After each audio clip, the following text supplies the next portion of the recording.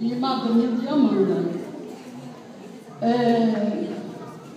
Amanda é uma menina especial, né?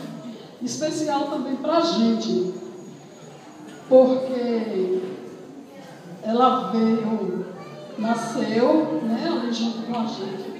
E desde pequena nos acompanhamos o crescimento de Amanda.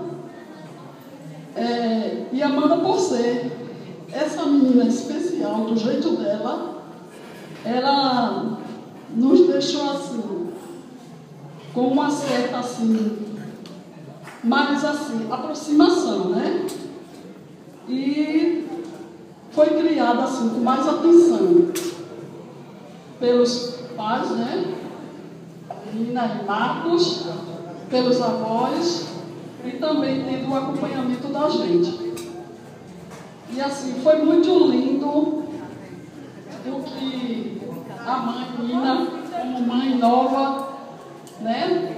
Engravidou nova, desempenhou o papel de mãe com a Amanda. E depois, ao ter se casado com o Marcos, né, que se tornou paizão para Amanda,